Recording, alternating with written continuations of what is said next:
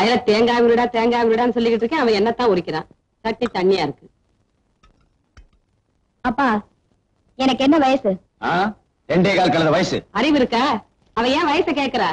எனக்கு கல்யாணம் எப்ப பண்ணி வைக்க போறீங்கன்னு கேக்குறா. ஆமா, நான் கூட கேட்கணும்னு நினைச்சிட்டு இருந்தேன். யாரவன்? நானும் சொல்லணும்னு நினைச்சேன். அவர் நல்லவர், படிச்சவர், பண்புள்ளவர். நிறுத்து. நல்லவர், வல்லவர், இந்த வெண்டைக்காயெல்லாம் எனக்கு முக்கியம் இல்ல. அவன் சொத்து எவ்வளவு, அவன் பாக்கெட் இருக்கிற பர்ஸோட சைஸ் என்ன? ஆமாண்டி, கொப்பனுக்கு மாப்பிள்ள வாய் பரிசு வாயா இருந்தா கூட பரவாயில்ல, அவன் பையில பரிசு இருக்கணும். வெறும் பரிசு இல்லடி, பணத்தோட. சொல்லு.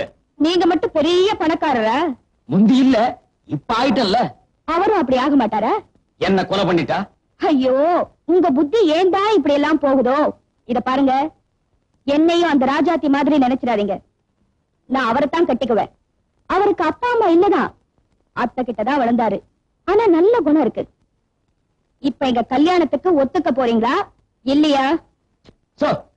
சரின்னு சம்மதிச்சிருங்க. பொண்ணு மனச நோகடிக்காதீங்க. ஒண்ணு கிடக்க ஒண்ணு ஆயிட போகுது. ஒண்ணு கிடக்க ஒன்னா நாள் சரி, 2 கிடக்க 2 நாள் சரி. முடியாதுன்னா முடியாதுதான். அப்படியா?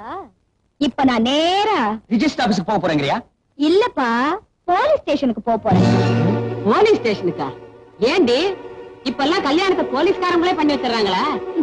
இல்லம்மா, உன் புருஷன் பண்ண கொலைய சொல்ல போறேன். எந்த கொலை?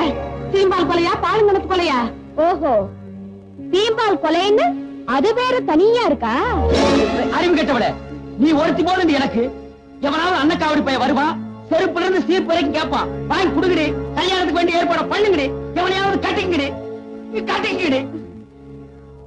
என்ன இந்த ஆளு எவனையாவது கட்டிங்கடின்னு என்னையும் சேர்த்து சொல்லிட்டு போறாரு. உன்ன மூடிக்குவியே.